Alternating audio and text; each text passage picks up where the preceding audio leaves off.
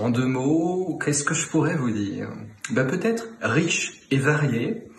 Ça fait 2 mots, mais si vous m'autorisez quelques mots de plus, je pourrais vous dire que j'ai 56 ans. Ça pique un peu, 56 ans, c'est un petit peu âgé. J'ai 3 enfants, j'ai un parcours professionnel dans l'édition, la presse, la communication. J'exerce plusieurs métiers aujourd'hui, mais surtout j'exerce le métier de sophrologue scolaire, c'est-à-dire je m'adresse uniquement aux jeunes, primaires, collège, lycée, et pour les études supérieures. Alors on traite des sujets du stress, bien sûr, mais aussi de l'estime de soi, mais aussi du sommeil, mais aussi de la gestion de l'énergie, ou comment se concentrer lorsqu'on a des enfants, par exemple, pluriactifs, en classe notamment, et lorsqu'on doit faire ses devoirs. Alors le sujet sur le stress en fait s'imposait de lui-même puisque c'est le sujet numéro 1 de consultation en tant que sophrologue scolaire, là où j'interviens. Alors ce sont 3 mots, stress, angoisse et anxiété, qui veulent dire un petit peu la même chose, mais on va dire avec des intensités et des temporalités différentes. Le mot stress, vous pouvez stresser pour un événement en particulier, vous stressez parce que vous avez un oral demain matin à 9h. L'angoisse, c'est un stress vraiment très ancré qui envahit tout votre corps et votre esprit, donc on va dire que c'est un stress avec une intensité très forte et qui envahit votre corps. Et puis l'anxiété, c'est un état un petit peu différent, c'est en gros quand vous avez un petit peu peur de tout, un petit peu tout le temps. Donc c'est peut-être plus une nature que d'être anxieux. Bien sûr, tout à fait. Je dirais même que c'est naturel, c'est une réaction en tout cas naturelle de notre corps physique, dont notre cerveau, lorsqu'on est face à une situation qui nous fait peur. Alors ça, c'est quand même une question très particulière, très introspective, très profonde. Effectivement, si je passe mon temps à stresser, je pourrais peut-être me dire à un moment donné, je suis nul, j'arrive pas à dominer mes peurs.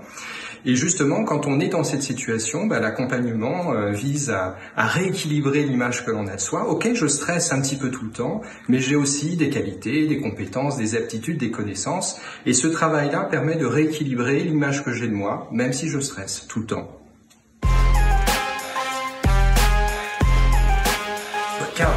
Entièrement cap, et je la fais régulièrement devant des classes entières au collège.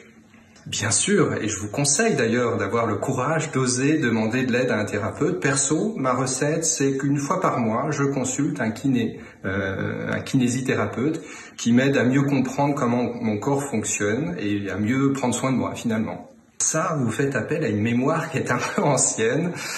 Si je réfléchis à ça au collège, je me souviens d'une prof de maths qui nous tirait les oreilles lorsqu'on savait pas répondre au tableau. Donc à chaque fois que je rentrais dans sa classe, je stressais.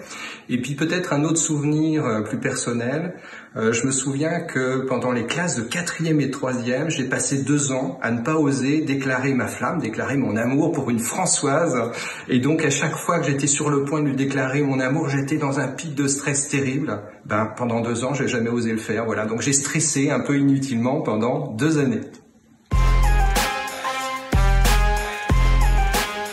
Alors j'en ai plein des témoignages qui m'ont marqué puisque je ne m'adresse en tant que sophrologue qu'à des enfants. Je me souviens d'une Rose, d'une jeune fille Rose, 15 ans, qui m'a dit s'être transformée elle-même en sophrologue.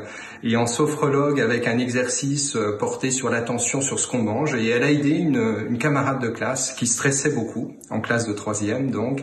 Et elle a été elle-même sophrologue en lui demandant d'avoir une attention pour ce qu'elle mangeait à la cantine. Et ça a déstressé sa copine qui a pu faire son exercice à l'oral en enlevant le maximum de stress.